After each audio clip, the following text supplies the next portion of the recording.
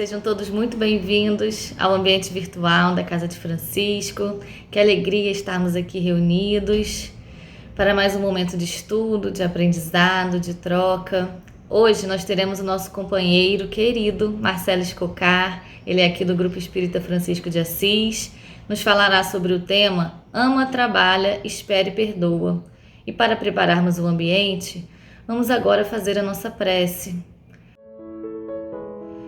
Fecharmos nossos olhos, procurarmos acalmar nossas mentes, nossos corações, lembrando da figura doce do irmão Jesus, voltando agora os nossos pensamentos para a espiritualidade amiga, para Deus, nosso Pai, agradecendo, Senhor, a oportunidade da vida, a oportunidade de conhecer essa doutrina que tanto nos consola, nos orienta, a oportunidade de estarmos aqui juntos, nesse momento, em pensamento, e pedir, Senhor, que envolva todos nós, envolva nossos lares, que possamos estar com as mentes abertas e corações, a fim de extrair os melhores ensinamentos da mensagem trazida aqui hoje, que o Senhor possa envolver a todos aqueles que estão passando dificuldades, necessidades,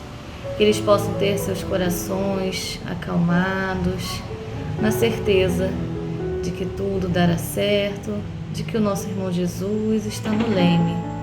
Obrigada por tudo, por esta oportunidade, que o Senhor esteja nos envolvendo hoje e sempre, que assim seja, graças a Deus.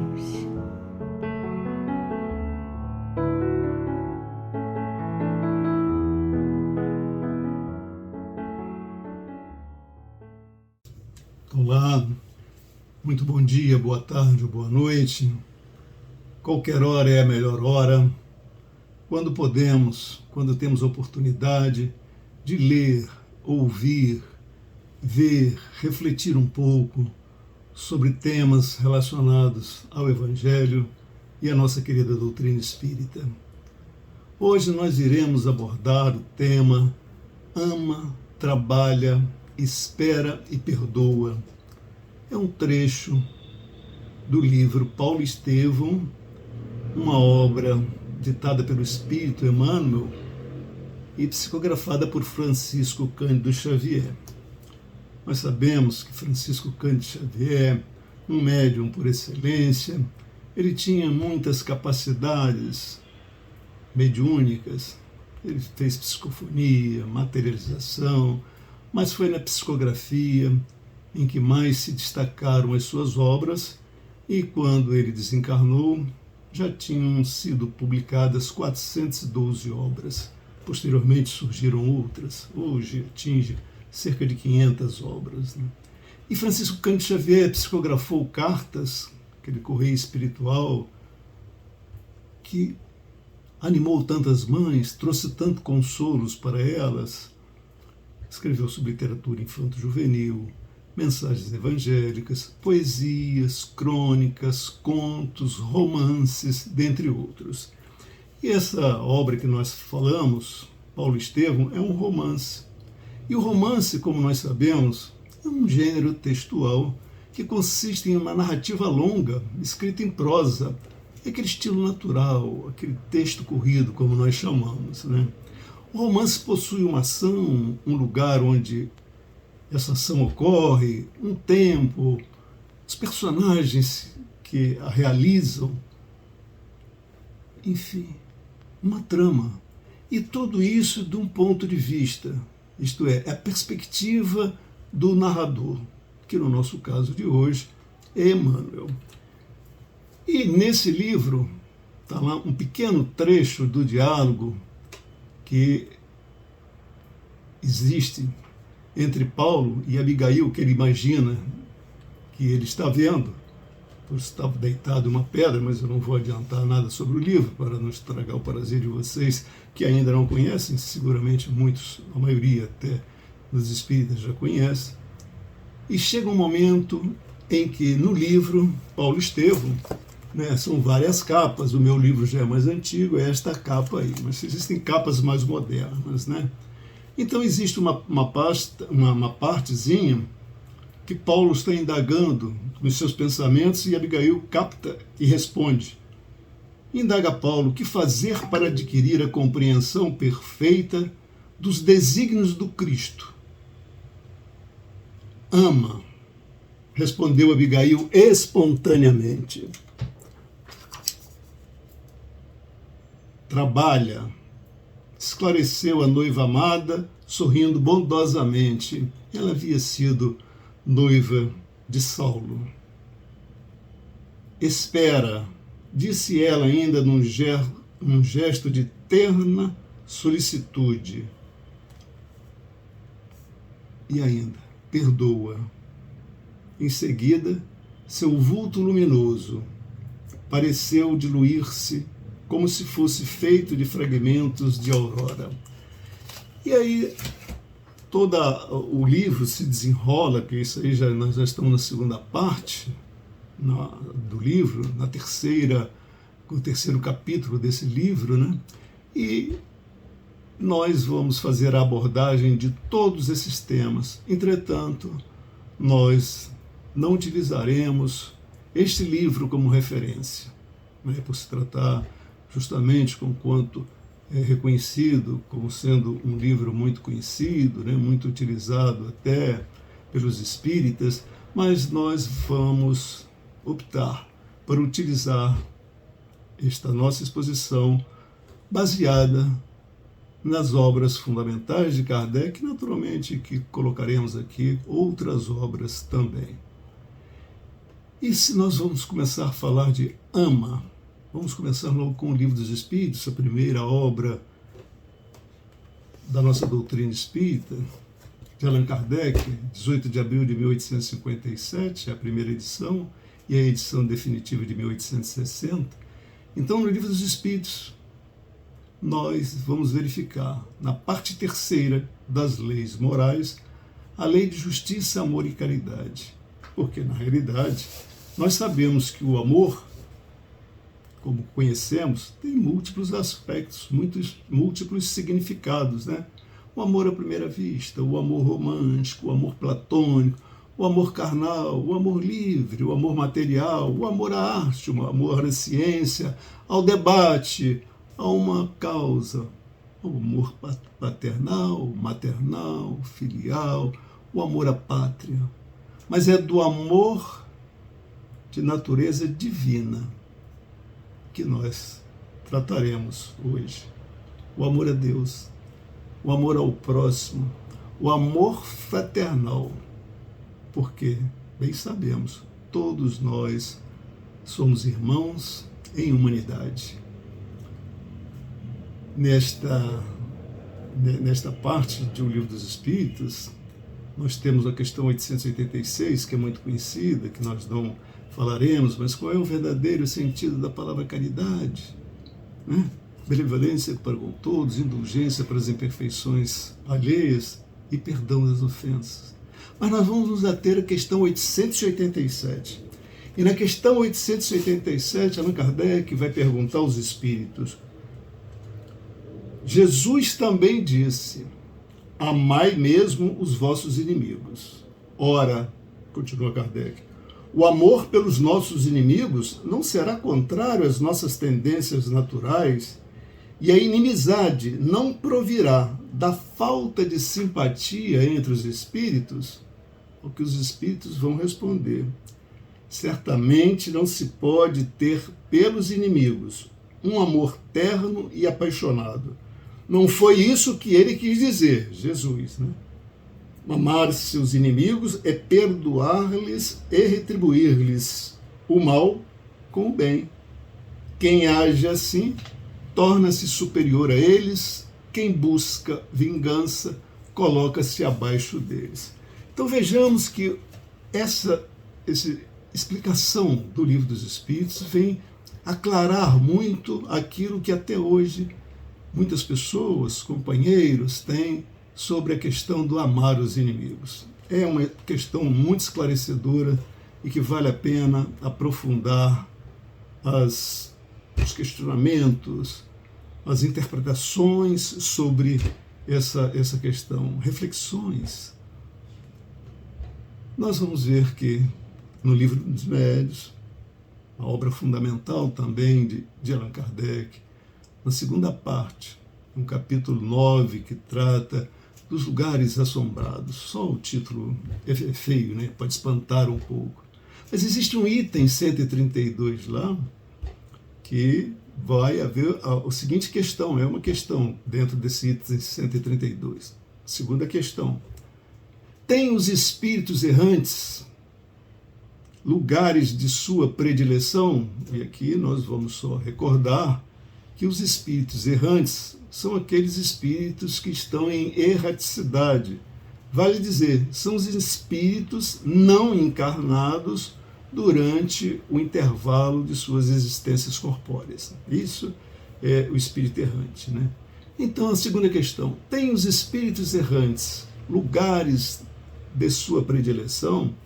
E a resposta que se obtém por intermédio dos espíritos é: os espíritos que já não se acham apegados à terra vão para onde se lhes oferece o ensejo de praticar o amor. Este amor de natureza divina que nós falamos.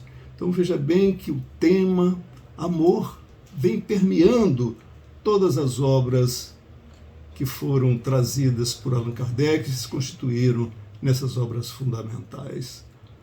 Mas quando nós falamos de amor, não podemos deixar de mencionar o Evangelho segundo o Espiritismo, mais uma obra fundamental de Allan Kardec, que lá no capítulo 11 tem um título muito específico, muito apropriado, Amar o Próximo como a si mesmo. Então, mostra-nos lá, no Evangelho segundo o Espiritismo, qual era o maior mandamento. O maior mandamento é fazer aos outros aquilo que desejamos que os outros nos façam. O evangelista Mateus, no seu capítulo 22 do seu Evangelho, capítulo 22, versículos 34 a 40, quando os fariseus, buscando interrogar e colocar uma casca de banana, como nós falamos, para Jesus, e os fariseus perguntam: mestre, qual é o maior mandamento da lei? E Jesus vai responder: amarás o Senhor teu Deus. Este é o primeiro mandamento. E o segundo mandamento: amarás o teu próximo como a ti mesmo. Nesse mesmo capítulo 11, existe um item do Evangelho segundo o Espiritismo, existe um item 4 que é uma preciosidade. Na minha avaliação, uma das maiores preciosidades da obra de Allan Kardec. O item 4, amar o próximo como a si mesmo. Fazer aos outros o que desejamos que os outros nos façam. Seguramente, nosso planeta Terra estaria em outro patamar, simplesmente se nós, habitantes deste planeta, utilizássemos em nosso dia a dia essa expressão, esse ensinamento de Jesus: amar o próximo como a si mesmo, fazer aos outros o que desejamos que os outros nos façam. Simples assim. Uma linha e meia e nós temos a solução de milhares e milhares de problemas que, infelizmente, o nosso Estado ainda, de tamanha imperfeição, não nos permite levar a cabo essa proposta. Mas no Evangelho segundo o Espiritismo nós temos também, recuperando lá no capítulo 11, né, o amar o próximo a si mesmo, nós temos, e vamos ler pequenos trechos, porque é um capítulo muito rico, muito grande, para não deturparmos aquilo que está escrito. Existe um item 9, e ele diz, nesse item 9, o amor é de essência divina, e do primeiro ao último de vós, todos possuís no fundo do coração a centelha desse fogo sagrado. Olha que maravilha nós sabermos que sejamos bons, mais ou menos, ou até pessoas em estado ainda muito pouco avançado de desenvolvimento, intelecto moral, nós temos essa centelha divina. existe um outro trechinho aqui, ainda nesse item 9, que fala: os efeitos da lei de amor são o aperfeiçoamento moral da raça humana e a felicidade durante a vida terrena. Então, quando nós nos convencermos e nós entendermos e nós passarmos a aplicar isso, nós teremos essa possibilidade. E mais, agora no item 10, nós temos um trechinho que é extraordinário também. Amar, no sentido mais profundo da palavra, é ser leal, honesto, consciencioso, para fazer aos outros o que se deseja para si mesmo, repetindo aquele ensinamento que nós vimos. Então nós vamos vendo que Kardec vai avançando na sua obra e continua falando.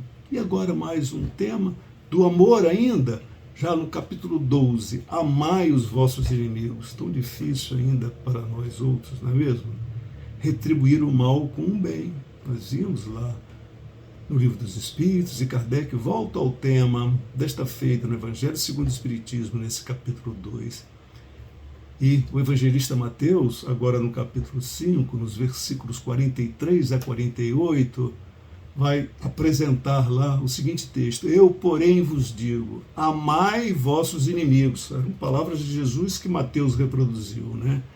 Amai vossos inimigos, fazei o bem àqueles que vos odeiam, e orai por aqueles que vos perseguem e vos caluniam. Em seguida, se o amor ao próximo é o princípio da caridade, amar os inimigos é a sua aplicação sublime. Amar os inimigos é a sua aplicação sublime, porque essa virtude é uma das maiores vitórias alcançadas sobre aquilo que nós estamos cansados de ouvir falar, sobre o egoísmo e o orgulho. No item 6, mais adiante, existe um trecho que vale a pena destacarmos para trazer também, que pode-se ter inimigos entre encarnados e entre os desencarnados. Opa, uma informação importante para que nós saibamos. Nós podemos ter inimigos, sim, entre os encarnados, mas podemos, e seguramente temos, porque viemos de tantas outras encarnações, lá de priscas eras, né? Então seguramente amealhamos vários inimigos também ao longo dessa jornada. E esses inimigos do mundo invisível manifestam sua malevolência pelas obsessões e subjugações que nós conhecemos, né?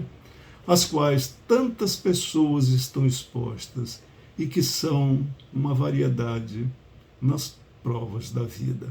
Então, devemos entender e tratá-las, mas que elas existem e que podemos, sim, ter esses inimigos, não só no plano material, mas que também estão no plano espiritual. Mas mais uma obrinha fundamental, extraordinária, obrinha no sentido de que é uma obra gigantesca, que é o Céu e o Inferno.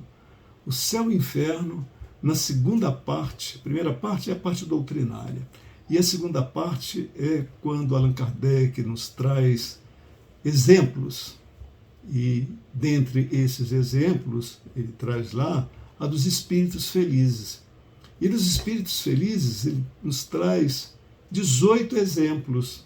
E desses 18 exemplos, nós selecionamos apenas um, o de 2/18, né? Que é uma comunicação do espírito Georges, que vem logo após o primeiro caso, que é do senhor Sanson.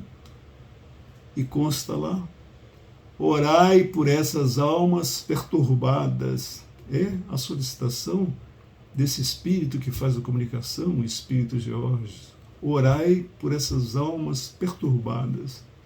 Orai por todos os sofredores, que a caridade não se restringe à humanidade visível, mas deve socorrer e consolar os habitantes do espaço. Então, nessa comunicação mediúnica, o espírito que se apresenta convida todos aqueles integrantes daquela reunião mediúnica para, assim, atender e orar pelas entidades perturbadas que vivem no espaço. E conclui lá de forma muito bela: o amor não tem limites, enche o espaço. Olha que beleza, que pureza. O amor não tem limites, enche o espaço e dá e recebe mutuamente as suas divinas consolações. E aí dá e recebe. Quantas vezes nós somos aqueles que temos a possibilidade, estamos em condições, estamos equilibrados, fisicamente bem dispostos, e nós podemos contribuir com as nossas vibrações positivas para aqueles que estão no além. Quantas vezes somos nós aqui ainda rastejando pela terra que nós precisamos, e muito, desse amparo, desse auxílio daquelas entidades benevolentes que estão no plano espiritual. É essa troca, é esse intercâmbio que nos permite, ora, servir, seja no plano espiritual, seja no plano espiritual, seja no plano material. É essa maravilha que nós devemos ter. Precisamos ter o desprendimento de servir. Precisamos ter a humildade de recebermos quando necessitarmos. Falando sobre amor ainda, agora na Revista Espírita, coletânea extraordinária também, que muito nos faz compreender detalhes da nossa doutrina espírita. Na Revista Espírita de março de 1867, uma parte de dissertações espíritas, tem um título lá que é Comunicação Coletiva. E essa comunicação coletiva ocorreu na Sociedade Parisiense de Estudos Espíritas no dia 1º de novembro de 1866. E houve um fato curioso naquela data, porque dentre as diversas mensagens recebidas naquele dia, houve uma particular, que se distinguia totalmente das demais, não só daquele dia, mas anteriormente também, porque a forma com que ela foi elaborada, esta comunicação, completamente diferente, inteiramente nova, que consistia numa série de pensamentos soltos, cada um assinado por um nome diferente, e que se encadeavam uns pelos outros. Olha que maravilha! E foram 47 dessas comunicações. Que coisa extraordinária. Eles mesmo, os trabalhadores de lá, depois se debruçaram para entender aquela fenomenologia. E dentre essas 47 comunicações, eu vou ler tão somente duas. A de número 22, que era de um espírito chamado Bernardin de Saint-Pierre. E a mensagem dele era: o amor verdadeiro é harmonioso. Suas harmonias embriagam o coração, elevando a alma. A paixão afoga os acordes, rebaixando a alma. Olha que mensagem! E isso num contexto de outras tantas mensagens. Mas a penúltima dessas mensagens também nós selecionamos porque é totalmente pertinente ao tema que nós estamos tratando hoje. Vem de Eugênie Sue.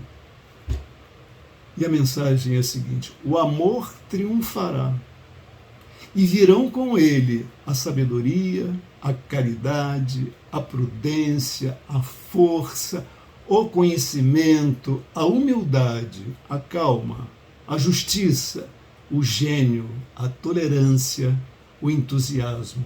E a glória majestosa e divina esmagará, por seu esplendor, o orgulho, a inveja, a hipocrisia, a maldade e o ciúme, que arrastam no seu séquito, ou seja, na sua companhia, a preguiça, a gula e a luxúria.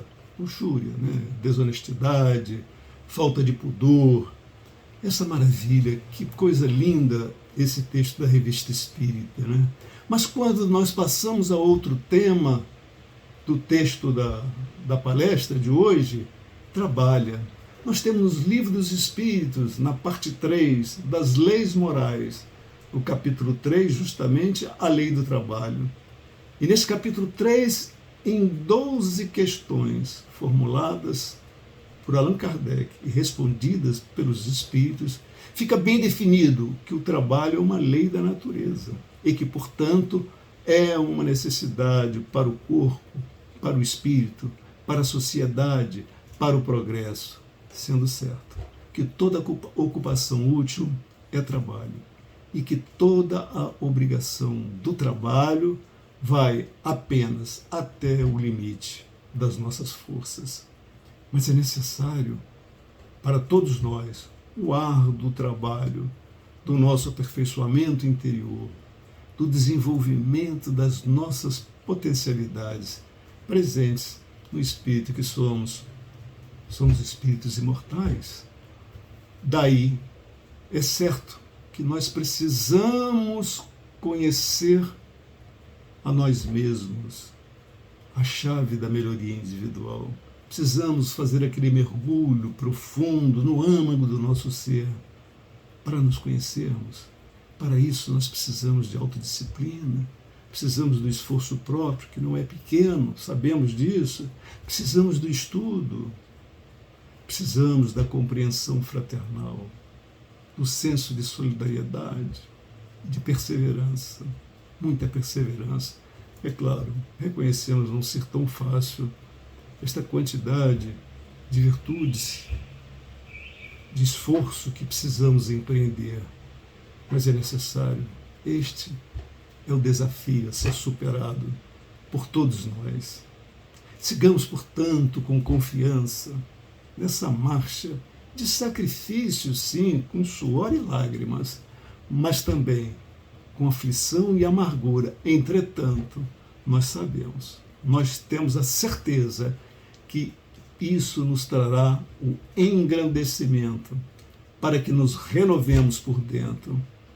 Nós sabemos, a transformação puramente externa não nos vale de nada.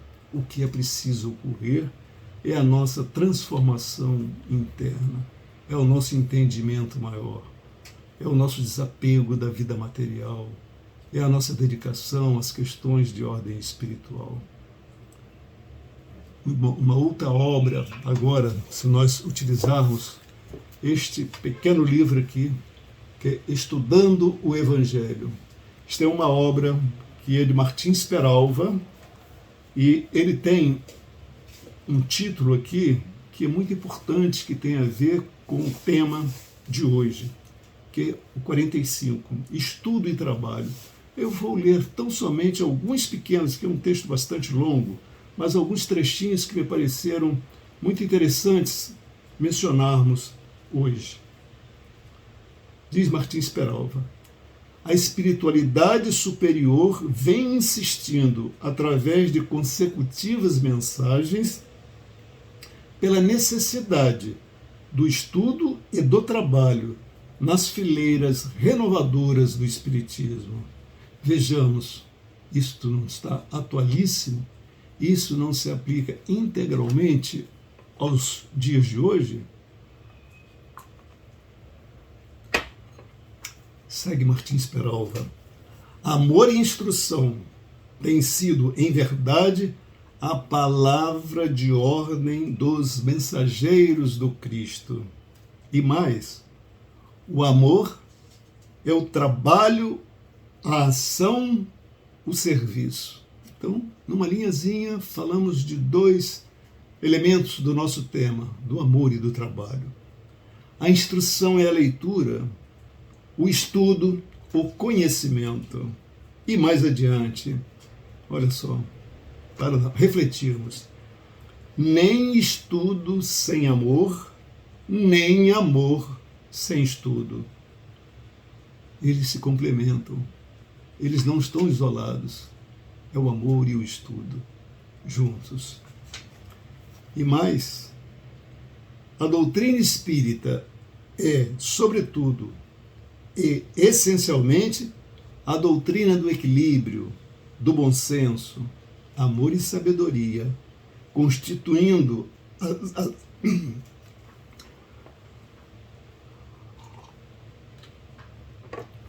amor e sabedoria, constituindo as asas de que se utilizará o espírito humano em seu voo para o infinito. E ele finaliza: Espírita, amai-vos, este o primeiro ensinamento. Instruí-vos, este o segundo. Ele complementa com aquelas palavras que nós falamos ainda há pouco, que constam em O Evangelho segundo o Espiritismo.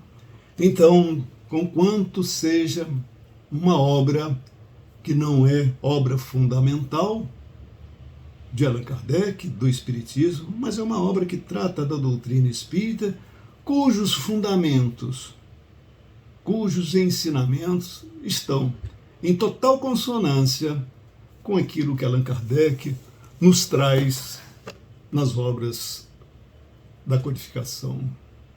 E mais uma obra que não é de Allan Kardec, mas é do próprio Francisco Cândido Xavier, psicografia, ditada pelo próprio Espírito Emmanuel, desta vez neste livrinho, Calma.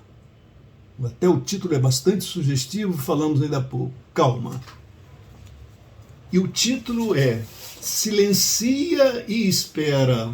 Estamos tratando de qual parte da exposição, do temática da exposição, espera. E o texto é esse, Silencia e Espera. Também somente alguns trechinhos que me pareceram mais adequados ao que nós estamos mencionando. No tumulto das inquietações da terra, é provável encontres igualmente os desafios que se erigem por testes de compreensão e serenidade, no caminho de tantos companheiros de experiência. Somos nós, né, meus amigos? Quanto possível, habitua-te a entesourar paciência, com a qual disporás de suficientes recursos para adquirir as forças espirituais de que necessitarás, talvez para a travessia de grandes provas sem risco de sussobro nas correntes do desespero. Que lindo! E segue Emmanuel. Provavelmente, ainda agora estarás suportando a incompreensão de pessoas queridas, em forma de prevenções e censuras indébitas. Entretanto, se o assunto diz respeito unicamente ao teu brio pessoal, cala-te e espera. E mais, Emmanuel, não piores situações em que alguém te coloque, não te revoltes nem te lastimes. Nós, tantas vezes, os vemos envolvidos nessas revoltas, lastimando-nos de tantas coisas que, às vezes, não são nem tão grandes assim. Né? E finaliza essa beleza de mensagem. Silencia e espera, porque Deus e o tempo tudo esclarecem, restabelecendo a verdade, e para que os irmãos enganados ou enrijecidos na ignorância se curem das ilusões e das crueldades a que se entregam, bastar-lhes-á simplesmente viver. E nós vamos ver então, abordando o último tema da palestra, perdoa. Novamente vamos nos valer do Evangelho segundo o Espiritismo, no capítulo 10 agora.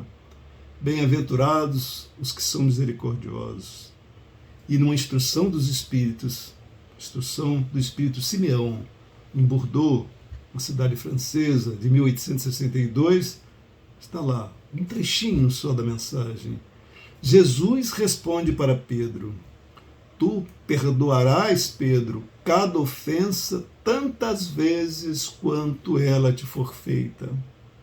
Na mensagem de Simeão, escutai, pois, essa resposta de Jesus, a que acabou de dar para Pedro, e como Pedro, é a instrução do Espírito para nós que estamos recebendo.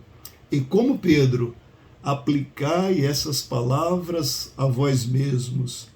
Perdoa, usai de indulgência, sede caridosos, generosos, pródigos, até no vosso amor. Perdoai, pois, a vossos irmãos, assim como tendes necessidades que vos perdoem. Quantas vezes nós ficamos a requerer que os outros nos peçam perdão? Quantas vezes somos nós aqueles que devemos o perdão, né? É uma reflexão importante para nos fazermos também. E ainda nesse Evangelho, no capítulo 10, Evangelho segundo o Espiritismo, no capítulo 10, existe uma instrução de um outro espírito, o espírito de Paulo, apóstolo, na cidade de Lyon, em 1861. E a mensagem era: perdoar aos seus inimigos é pedir perdão para si mesmo. Perdoar aos seus amigos é lhes dar uma prova de amizade. Perdoar as ofensas é mostrar que se está melhor. Porém, ele destaca isso, o Paulo, né, nessa mensagem que vem do plano espiritual. Há, porém, duas maneiras bem distintas de se perdoar. Aquele perdão com os lábios e o perdão com o coração. O verdadeiro perdão é aquele que tudo esquece, lançando-se um véu sobre o passado. Esse é o único tipo de perdão que será considerado, porquanto Deus não se contenta com as aparências. Ele sonda fundo o nosso coração e os mais secretos dos nossos pensamentos. Tenhamos presente sempre isso. E se a gente fala de perdão, perdoa, né? Essas breves reflexões que fizemos sobre perdão, meus amigos, meus irmãos, o perdão é a libertação daquele que perdoa. Fica a nossa singela proposta para que todos nós reflitamos por essa libertação e façamos isso em nossas vidas, porque isso depende única e exclusivamente de nós mesmos, não depende de mais ninguém. E nós, por certo, receberemos inúmeros benefícios para a nossa saúde física, a nossa saúde mental, a nossa saúde emocional e a nossa saúde espiritual. E mais, não só nesta reencarnação, mas também na vida espiritual e até mesmo em nossas futuras reencarnações. Vejam quantos os benefícios com o ato de perdoar. E eu gostaria de caminhar bem para o final, me valendo mais uma vez da Revista Espírita. E dessa vez a Revista Espírita é de 1868, que é uma mensagem muito interessante também, de maio de 1862, que é do Dr. Felipe. Impressões de um médico materialista do mundo espiritual.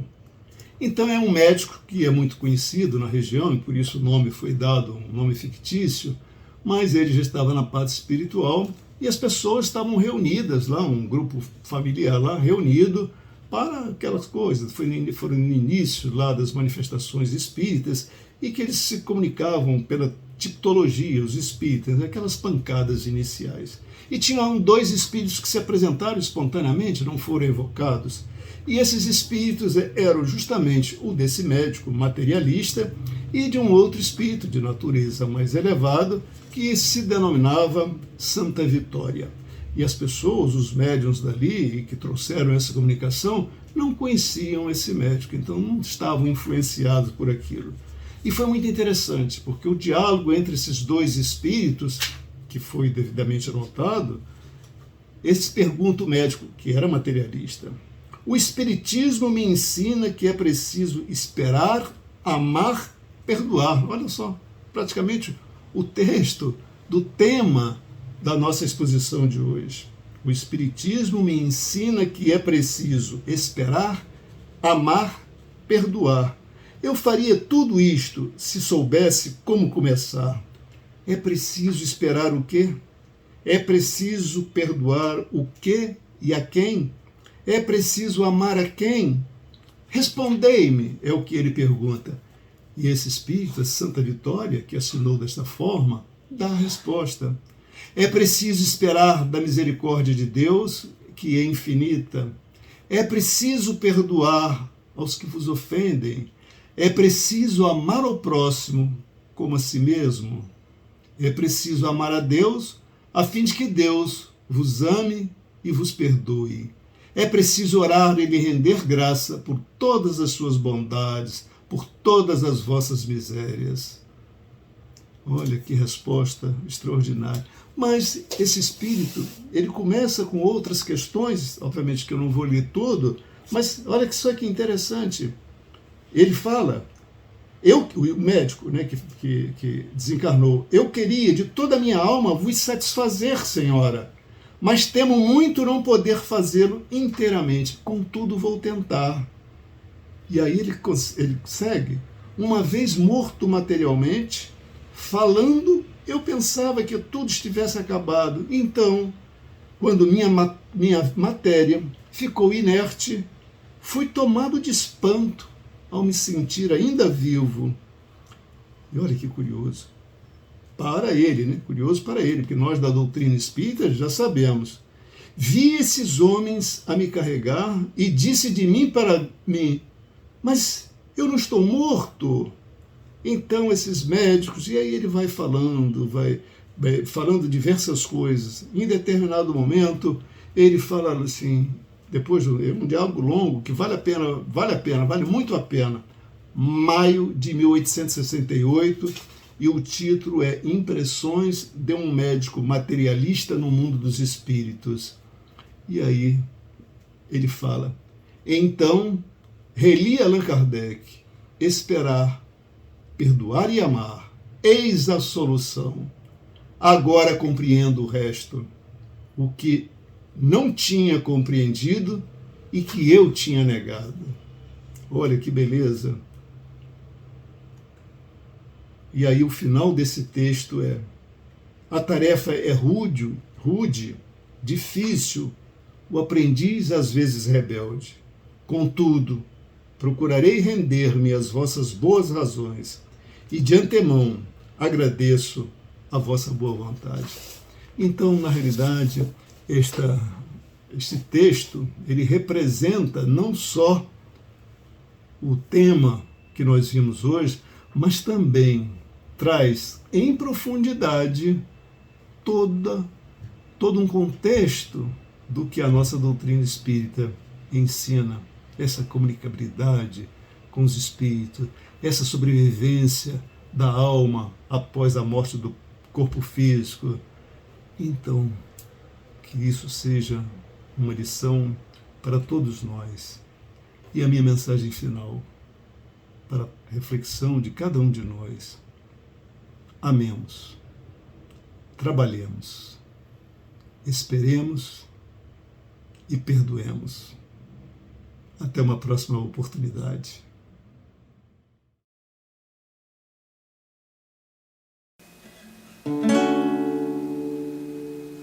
Senhor, o que queres que eu faça? Senhor, o que queres que eu faça?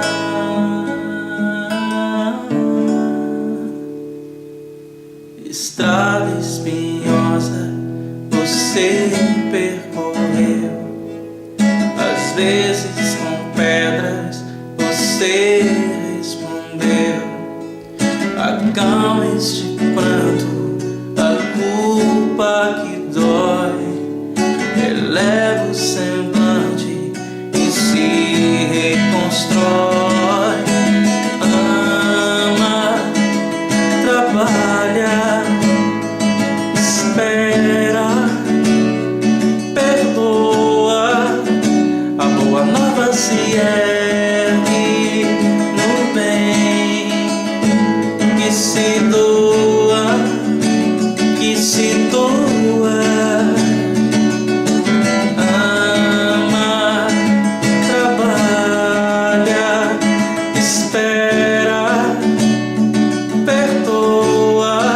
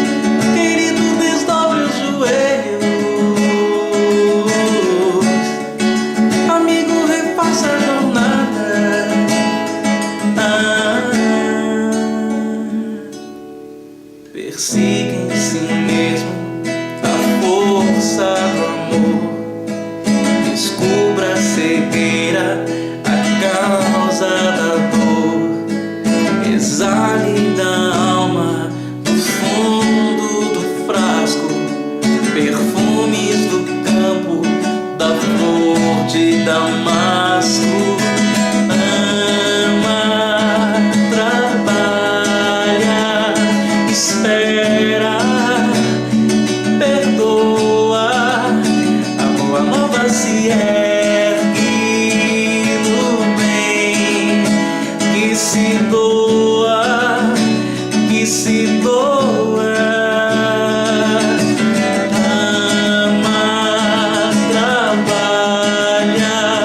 Espera, perdoa, a boa nova se ergue no bem, que se doa, que se doa. Querido, desdobre os joelhos, amigo, refaça a jornada.